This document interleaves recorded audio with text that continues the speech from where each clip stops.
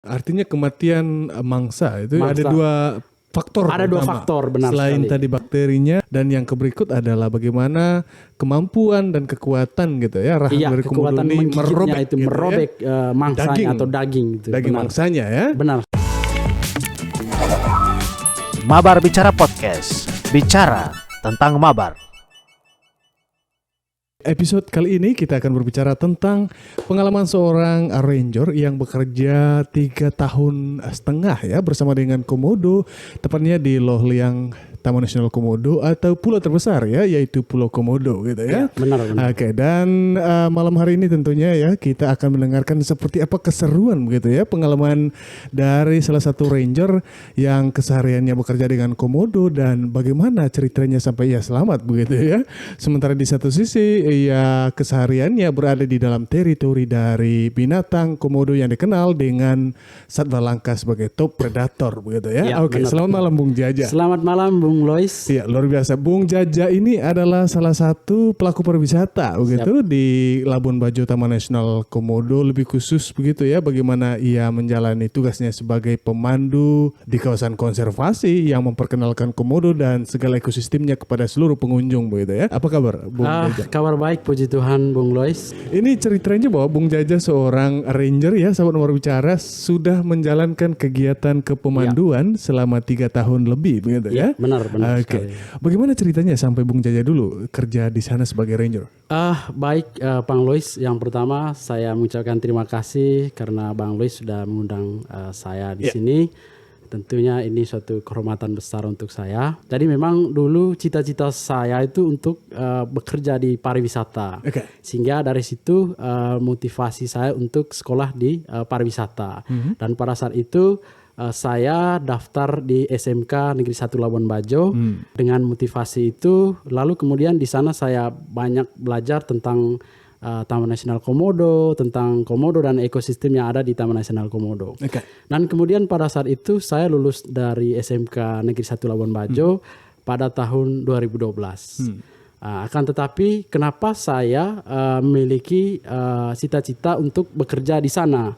Yang pertama, saya dulu praktek atau prakerin pada saat di SMK itu saya di sana di Taman Nasional Komodo. Jadi khususnya di Pulau Rinca waktu itu. Sehingga saya melihat itu juga merupakan motivasi besar buat saya untuk saya harus kerja di Taman Nasional Komodo. Oke. Dan singkat cerita saya tamat dari sana pada tahun 2012. Lalu saya buat lamaran. Jadi buat lamaran untuk bawa ke kantor Balai Taman Nasional Komodo. Dan waktu itu Bung Luis saya belum menerima ijazah. Saya hanya dapat surat tanda lulus saja dari sana. Lalu kemudian saya buat beberapa dokumen lain untuk menjadi pertimbangan oleh Balai Taman Nasional Komodo. Lalu kemudian singkat cerita setelah bawa lamaran lalu saya dipanggil oleh pihak balai lah itu pada saat itu. Lalu kemudian saya merasa bangga yang sangat luar biasa. Kenapa? Karena mimpi saya tercapai, jadi kenyataan. Jadi sangat-sangat luar biasa sekali.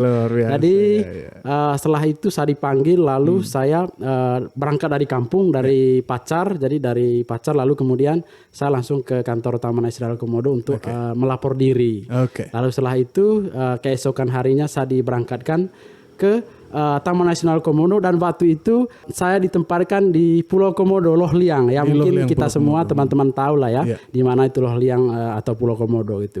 Lalu kemudian saya bekerja di sana, sangat menikmati pekerjaan saya karena jujur saya bahwa di sana kita orientasi ya cari kerja kan begitu. Namanya cari kerja ya pasti cari uang gitu. Akan tetapi bukan sekedar cari kerja atau cari uang. Yang pasti taruhannya adalah kita punya kemampuan, kita punya skill. Baik itu dalam bahasa Inggris, lalu kemudian kita harus tahu ekosistem yang ada di sana, kemudian regulasi yang ada di sana, kemudian bagaimana kehidupan komodo itu seperti apa. Nah, ini yang menarik gitu. ini Abang Jaja. Sebelum dilanjutkan gitu ya, sahabat Nur Bicara, kita tentunya penasaran ya bagaimana tips and trick begitu ya, agar seseorang yang berkunjung ke dalam kawasan Taman Nasional Komodo ya go live gitu ya, back survive gitu yes, you're right. Oke. Artinya mengunjungi Taman Nasional Komodo tanpa ada kecelakaan gitu ya. Benar sekali. Karena bagaimanapun ya Taman Nasional Komodo atau kawasan baik perairan maupun daratannya adalah teritori dari komodo yang adalah top predator. Iya, gitu benar ya. sekali, benar Oke. sekali. Nah, selama di sana Abang Jaja, tentunya kita tahu bahwa komodo seperti yang disampaikan di awal bahwa dia adalah top predator. Benar ya. sekali. Bagaimana sampai orang-orang yang berkunjung ke Taman Nasional Komodo itu selamat begitu atau tidak dikejar komodo Dikejar begitu? komodo. Apa tips and tricksnya, Bang? Perannya ranger yang ada di sana itu atau yang disebut dengan naturalist guide. Jadi yang pertama adalah dia sebagai protektor. Jadi di mana dia bekerja untuk menjaga atau melindungi tamu dari serangnya komodo itu, karena kita tahu bahwa komodo ini top predator dan dia makan daging. Jadi baik itu dari Carnivore ya? Iya, dia karnivor ya. Kemudian di sana dia makannya rusa, kerbau dan lain sebagainya, dan tidak menutup kemungkinan dia serang manusia atau siapapun yang menurut dia itu tidak suka atau pada saat dia lapar, jadi dia bisa serang. Jadi oleh karena itu peran saya sebagai ranger dan teman-teman yang ada di sana, jadi bagaimana kami bisa dibilang taruhan nyawa juga, Bung Lois, untuk menjaga tamu ini dari serang ganasnya komodo yang ada di sana. Itu yang menarik. Bagaimana? How you protect them? Bagaimana menjaga mereka, melindungi mereka? Jadi begini, jadi di sana itu kita ada yang namanya dragon stick, jadi Dragon stick gitu ya, atau tongkat komodo lah gitu. Jadi mungkin Bang Lois sering lihat atau pada saat kunjung ke sana. Jadi di mana ranger itu kalau dia sedang membawa tamu atau kami sedang membawa tamu, selalu membawa yang namanya tongkat ranger atau stick. Akan tetapi kadang tamu itu tidak merasa safe kalau hanya sekedar kita briefing, kita bawa, tapi bagaimana kita trik juga meyakinkan tamu bahwa you will be okay, exactly gitu. You will be safe, you will be come back ya gitu. Jadi kita bikin suatu cerita. Jadi yang namanya ini bukan hanya sekedar kayu, bukan sekedar tongkat, tapi this is magic stick. And this stick can push the dragon. Jadi oleh karena itu ya tamu yakin gitu. Yang walaupun dalam hati kita sebagai ranger ada rasa takut. Kenapa? Karena kita bukan Power Ranger sebenarnya, Bung Boy. Jadi kita cuma manusia biasa. Hanya mungkin kelebihannya kita dan teman-teman Ranger di sana kita memahami karakter dari komodo, karakter komodo itu. Kemudian kita ada pelatihannya. Jadi bagaimana how to survive when the dragon attack the tourist or attack us when we do trekking around komodo or around trek. Gitu. Jadi di situ kita belajar selain karakter komodo juga bagaimana trik-triknya di saat komodo mengejar atau bagaimana komodo itu kalau dia sedang lapar gitu. Seperti itu. Nah, ini yang menarik nih. Bagaimana kita menyelamatkan diri nih dari serangan komodo? Kita melakukan beberapa pelatihan, lalu di samping itu juga kita melihat keseharian karakter komodo itu seperti apa. Jadi yang biasa kita sampaikan ke tamu, yang biasa kita jelaskan ke tamu bahwa komodo ini kan binatang malas, tetapi bukan berarti dia malas-malasan seperti itu saja. Akan tetapi ini juga salah satu trik kamuflase komodo itu sendiri. Bagaimana dia untuk mendapatkan mangsanya dengan cara dia pura-pura tidur. Nah, oleh karena itu di situ peran ranger, dia tahu bahwa apakah komodo ini dia benar-benar tidur atau dia hanya sedang kamuflase. Jadi biasanya di situ kita lihat kalau komodo itu tidur laying down, jadi kita lihat matanya itu masih terbuka. Itu artinya di situ bukan dia tidur benaran. Tapi dia sedang membuat trik nih. Benar, membuat trik atau kamuflase atau dia sedang mengintai gitu, mengintai makanannya. Dan di situ kadang komodo itu dia tiba-tiba bangun lalu dia kejar. Jadi kira-kira apa langkah kita pada saat komodo itu kejar? Ya biasanya yang kita lakukan dan pernah kita alami bahwa yang pertama di saat komodo itu mengejar kita, jadi kita tidak boleh lari lurus, jadi kita harus zigzag. Jadi kenapa? Karena komodo itu dia susah untuk lari zigzag atau belok-belok. Jadi dia larinya cepat kalau dia lurus. Nah, salah satu cara kita adalah kalau kita lari tidak boleh kita lari lurus. Lalu yang kedua, larinya harus putar kiri kanan gitu ya. Akan tetapi yang perlu kita tahu bahwa kalau komodonya satu, kalau komodo banyak ya itu yang kita harus ekstra hati-hati juga. Repot juga. Mungkin kita harus naik di atas pohon gitu. Salah satu cara ya naik di atas pohon gitu. Alternatif yang lain tadi naik di atas pohon. Akan tetapi tentunya kita sebelum kita trekking kita selalu memberikan informasi atau melalui briefing bahwa kita harus jaga jarak dengan komodo minimal 2 meter atau 3 meter gitu. 3 meter. 3 meter lah gitu kita harus jarak dengan komodo itu. Oke. Dan kita tidak boleh berpencar tamunya. Selalu benar-benar dalam satu grup kalau misalkan tamu grup. Tapi kalau misalkan tamunya 2 orang ya kita harus selalu dekat dengan tamu dan harus on the track gitu. Oke. Nah ini ketika kita menginjakan kaki di daratan atau wilayah Komodo. daratan ya, Taman Nasional Komodo baik di Komodo, di Padar ataupun di Pulau Rinca begitu ya. Benar. Sebagai pengunjung ini apa yang perlu dipersiapkan, Bung Jaja? Tentunya mungkin informasi sebelum masuk sana itu mungkin perannya travel agent lah ya. Jadi di mana travel agent atau teman guide menginformasikan bahwa apa yang kita lakukan dan tidak boleh kita lakukan selama berada di Taman Nasional Komodo atau di Pulau Komodo itu sendiri. Okay. Akan tetapi tentunya yang perlu kita siapkan adalah kita harus menggunakan sepatu kalau pada saat trekking. Kemudian kita harus mengikuti regulasi yang ada di sana, kemudian mendengar briefing atau himbauan dari ranger gitu. Jadi itu sih yang perlu disiapkan oleh tamu. Ya sahabat Mabara Bicara ya, tentunya ketika Anda berkunjung ke Taman Nasional Komodo begitu ya dengan mendengarkan cerita dari Abang Jaja sebagai mantan ranger ya di Loh Liang Pulau Komodo ya, memberikan bekal gitu ya bagi Anda yang mencintai petualangan di dalam teritori dari Komodo. Bagaimana Bang Jaja kita ketahui bahwa Komodo ini dia agresif dan Komodo ini dia pasif, dia sedang marah begitu? Dan dia lagi santai gitu. Sebenarnya ini sangat sulit diidentifikasikan di mana komodo itu sedang agresif atau sedang lapar atau sebaliknya di mana komodo itu sedang pasif atau dia malas-malasan atau dia sedang kenyang. Akan tetapi yang selalu kita himbaukan adalah kita selalu hati-hati di mana kita sedang berada di Pulau Komodo atau sedang kita melihat komodo. Akan tetapi yang kita lihat selama ini bahwa komodo kalau sedang jalan atau sedang dia mencium sesuatu, misalnya dia sedang jalan, dia selalu aktif mencium sesuatu, atau ekornya benar-benar goyang dan lain sebagainya, itu menandakan bahwa komodo itu sedang lapar atau sedang agresif. Sehingga pada saat itu kita harus ekstra hati-hati dengan tamu atau pengunjung yang kita bawa ke sana. Kapan dia mulai aktifnya itu? Sebenarnya dia aktif pada siang hari saja. Kalau malam dia tidur. Dan kemudian pada siang hari dia aktif mulai jam 6 pagi sampai jam 3 sore atau jam 5 sore gitu. Kenapa dia aktif pada siang hari saja? Karena ini adalah hewan berdarah dingin. Jadi di mana malam hari dia harus save energi karena kan dingin toh, jadi dia harus save energi pada malam hari. Kemudian juga penglihatan komodo pada malam hari itu susah, bahkan tidak bisa artinya dia harus pakai kacamata dong. Pakai min lah ya untuk bisa. Sehingga untuk malam hari komodo tidur ya pada malam hari, dan kemudian pada siang hari dia mulai aktif gitu. Katanya bahwa di dalam air liur komodo ini Jaja gitu ya, di sana ada mengandung bakteri, diperkirakan ada 62 jenis itu katanya. Benar sekali, benar yang sekali. bisa menyebabkan kematian itu. Benar sekali. Boleh diceritakan bagaimana peristiwa itu bisa terjadi yang bisa menyebabkan mati itu? Iya, mungkin yang kita ketahui selama ini bahwa komodo itu beracun.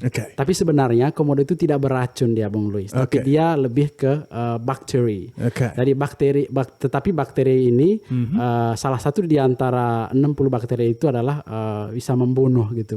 Nah, akan tetapi di sini kita harus tahu perbedaan bakteri dengan racun. Jadi kalau racun itu dia seperti ular berbisa, kayak ular hijau, spitting cobra, itu beracun dia. Sehingga ketika ular itu gigit pasti kita langsung mati. Atau ada yang disebut dengan ular-ular jenis lain yang berbisa di sana. Akan tetapi komodo ini sebenarnya dia tidak beracun, tetapi berbakteri. Nah, ketika dia menggigit mangsa atau menggigit orang, jadi bakteri inilah yang bekerja di dalam sel-sel darah atau pembuluh darah, sehingga itu yang menyebabkan infeksi. Nah, ketika infeksi ini terjadi, ya bisa membahayakan untuk kita manusia atau bisa mematikan mangsanya. Nah, yang terjadi pada mangsa biasanya itu selain bakteri itu juga karena pendarahan. Juga Oke. pada manusia yang sangat berbahaya itu adalah selain bakteri itu tadi bisa mengalami pendarahan. Karena kenapa? Karena kalau komodo itu dia menggigit orang atau mangsanya, dia tidak akan lepas dari daging itu. Oh, sampai robek. Sampai ya? benar-benar robek. Sampai benar robek, lalu ketika pendarahan itu yang berbahaya sekali selain bakteri itu. Oke. Artinya kematian mangsa itu ada dua faktor. Ada dua utama. faktor, benar Selain sekali. tadi bakterinya ya yang bisa Benar menyebabkan sekali. itu, dan yang berikut adalah bagaimana kemampuan dan kekuatan gitu ya rahang dari komodo kekuatan ini menggigitnya itu gitu merobek mangsanya Daging. atau daging itu. Daging benar. mangsanya ya. Benar sekali. Oke, luar biasa sekali nih. Wow, cukup menantang juga cerita dari Abang Jaja saat baru bicara ya bagaimana komodo ini menerkam atau berbahaya terhadap para pengunjung begitu ya. Jaja selama 3 tahun lebih di sana hidup. Bagaimana bisa Jaja hidup? Betul, saya safe, saya hidup, akan tetapi sebenarnya di balik saya aman-aman saja bisa pulang dari sana. Tetapi banyak cerita sebenarnya yang horor sih menurut saya. Oke. Kenapa? Karena banyak pengalaman ranger. Saya yakin bukan hanya saya saja, tapi beberapa teman lain juga pasti mengalami pengalaman yang sama lah ya. Jadi di mana dulu saya pernah dikejar, bukan pernah sih, hampir sering dikejar sama komodo itu. Dan pada saat itu mungkin saya bisa cerita sedikit pengalaman Bung Lois. Pada saat itu saya pernah bawa tamu orang Amerika. Jadi ini semuanya cewek 4 orang. Jadi pada saat itu saya briefing. Jadi biasalah di starting point itu kita melakukan briefing kepada tamu. Apa saja yang boleh kita lakukan dan tidak boleh dan lain sebagainya. Lalu di sana ada namanya spot hutan asam. Dari hutan asam ini di mana merupakan salah satu spot favorit komodo, di mana dia kalau lapar atau kalau dia mau memangsa predatornya, jadi dia tinggal ke sana gitu, ke hutan asam itu tadi. Karena di hutan asam itu di situ ada semacam kubangan, ada penampung air, genangan air seperti itu. Jadi biasanya di situ rusa atau babi hutan dia selalu ke sana. Nah pada saat itu saya sedang melakukan trekking medium trek, kemudian saya sudah sampai di hutan asam ini.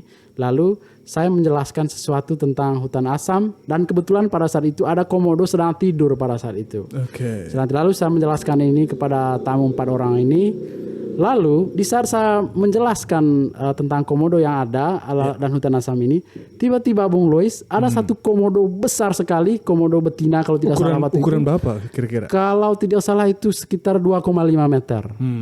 Nah, pada saat saya Panjang, menjelaskan panjang sekali itu, tiba-tiba muncul ini komodo ini dari belakang. Nah, lalu kemudian karena saya panik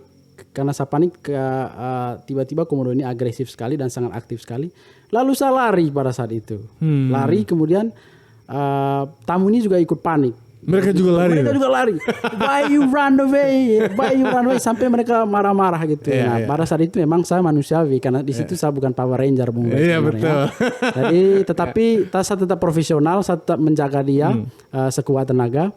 Nah, kami lari barengan dengan tamu, lalu komodo ini tetap ikut lari.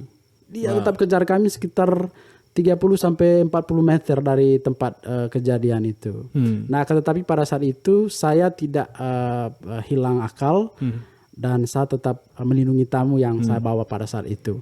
Lalu kemudian saya berusaha untuk lawan ini komodo ini dengan cara saya menusuk atau menahan pakai stick yang cabang. Akan tetapi pada saat itu komodonya dia tetap agresif. Lalu stick saya ini patah, terbelah 2 dan di situ saya keringat dingin, saya takut campur aduk karena bagaimana saya menyelamatkan tamu saya dan juga diri saya pada sendiri saat itu. gitu ya. Karena kekuatan daripada dorongannya komodo itu karena dia agresif waktu itu. Dia mau menggigit atau apalah pada saat itu dan saya yakin dia mau menggigit pada saat itu. Akan tetapi di situ saya tetap bekerja keras untuk menjaga dan melindungi tamu saya dengan cara saya memukul. Pukul pakai tangan? Bukan, pakai stick ini. Kan stick sisanya. ini kan terbelah dua ya? Dari cabangnya itu. Lalu saya pukul di kepalanya. Nah, setelah saya pukul di kepalanya, akhirnya kemudian ini lari dia. Jadi saya tahu kenapa saya harus pukul. Saya tahu bahwa di kepala komodo ada area sensitif. Jadi kalau kita sentuh atau pukul, pasti dia takut dan dia lari. Dan pada saat itu kita selamat daripada kejaran komodo itu dan dia lari dan kita selamat. Dan pada saat itu tamunya memang sudah mulai rada-rada takut dan panik gitu. Akan tetapi saya berusaha untuk meyakinkan dia bahwa no worries, saya ini bukan sekedar ranger, saya ini power ranger juga. Nah pada saat itu tamunya senyum ketawa, akhirnya kita melanjutkan perjalanan gitu sehingga kita selamat pada saat itu. Wow, luar biasa. Itu juga pengalaman yang saya tidak akan lupa tentang di mana saya bekerja di Taman Nasional Komodo sebagai ranger. Nah, ini bagaimana perkembangbiakan komodo nih, Abang Jaja? Gimana kita misalnya menentukan bahwa dia sedang hamil misalnya ya, atau ini gadis, ini remaja gitu ya? Baik, yang pertama mungkin untuk membedakan female and male. Jadi biasanya kita melihat dari segi ukuran saja sih. Jadi kalau misalkan kepalanya dia lebih lonjong, kecil, atau ekornya mungkin tidak terlalu panjang, gitu. Jadi dan postur tubuhnya juga tidak terlalu besar, gitu, sehingga kita tahu bahwa ini betina. Kalau yang jantan kita bisa lihat kepalanya itu besar, pokoknya bulat besar dan ekornya juga lebih panjang. Dan postur tubuhnya juga lebih serem. Nah, ini jantan biasanya. Male itu. This is male, itu kita selalu menjelaskan kepada tamu itu. Okay. Lalu kemudian biasanya musim kawin dia bulan Juni Juli. Musim kawin ini juga di mana di Pulau Komodo atau di Taman Nasional Komodo itu pada agresif semua. Karena musim kawin ini selama Juni, Juli, Agustus. Dan pada saat itu juga Bung Lois susah lihat komodonya. Kenapa? Karena kalau mereka kawin juga pasti dia di tempat-tempat yang tertutup. Dia juga bisa privacy dia itu. Artinya kawinnya mereka juga di tempat-tempat tertutup itu. Kadang kalau kita sedang beruntung kita bisa lihat, kalau tidak ya kita tidak. Lalu kemudian dia kan bertelur dia ya. Dia berkembang biak dengan cara bertelur. Kemudian dia biasanya menghasilkan telur itu 15 sampai 30 butir. Dan dia punya spot khusus untuk bertelur atau yang disebut dengan sarang komodo. Tetapi biasanya sarang komodo ini dia menggunakan sarang burung, gitu. Sarang burung gosong biasa disebut itu, atau misalkan dia bontong ya, bahasa Manggarai bontong itu, atau burung gosong. Kalau bahasa pacarnya apa? Sama bontong kita bahasa pacarnya. Atau orang juga bisa disebut burung maleo gitu. Iya. Kemudian masa pengeramannya itu dia seperti manusia dia. Jadi 9 bulan. 9 bulan dia masa pengeramannya. Akan tetapi yang perlu kita ketahui bahwa tidak semua daripada 30 butir ini bisa menetas. Kadang 10% atau kadang sama sekali tidak ada yang jadi. Kenapa? Karena kita tahu bahwa komodo juga ini kan dia bisa makan sesama gitu. Bahkan induknya sendiri ya bisa makan telurnya sendiri gitu. Ya, jadi dari 30 butir ini tadi bisa 1 aja yang jadi, atau 2 atau 5 saja gitu, tergantung daripada apa yang menyebabkan survivalnya sangat sedikit itu persentasenya. Yang pertama memang ada predator lain yang bisa makan telur itunya, misalnya ular juga kadang dia datang makan telurnya, atau misalkan rusak karena sarangnya digali sama komodo lain atau babi hutan. Itu yang menyebabkan dia rusak. Kemudian temperatur mungkin juga ya. Salah satunya adalah temperatur. Kalau temperaturnya bagus ya bisa, kalau tidak ya banyak yang unhatch. Iya, benar sekali, unhatch, benar sekali. Sehingga dan tidak sampai di situ saja. Jadi sekalipun dia sudah menetas menghasilkan 10 atau 20% yang hatch, yang survive. Dan pada saat dia menetas juga itu bisa dimakan sama induknya sendiri atau komodo-komodo lain. Karena mereka kanibal. Mereka kanibal gitu. Nah, bagaimana di sini dia bisa survive? Ya, komodo kecil itu dia harus dengan cara naik di atas pohon untuk melindungi diri daripada komodo-komodo besar itu sendiri.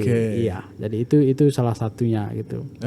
Nah, selama Abang Jaja nih bekerja sebagai ranger, ya tentunya kisahnya tidak saja bagaimana menemani wisatawan, begitu. Benar sekali. Tidak saja bagaimana bertugas untuk melindungi wisatawan, menjelaskan mereka tentang komodo dan segala ekosistemnya, begitu ya. Ada tentu interaksi yang sangat intim dalam hal ini, bagaimana sangat dalam secara emosional ya membangun relasi dengan para wisatawan, dalam hal ini pengunjung yang mengunjungi Taman Nasional Komodo, begitu. Ada pengalaman yang begitu indah begitu, Abang Jaja, bagaimana Bung Jaja melayani wisatawan saat berkunjung ke Loh Liang Taman Nasional Komodo dengan para wisatawan dan menciptakan sebuah kisah dan kenangan yang terindah bagi Jaja sendiri. Bekerja di dunia pariwisata atau sebagai ranger pada saat itu saya harus memberikan pelayanan yang prima kepada tamu. Oke. Yang pertama agar dia kesannya selama dia berada di sana itu luar biasa.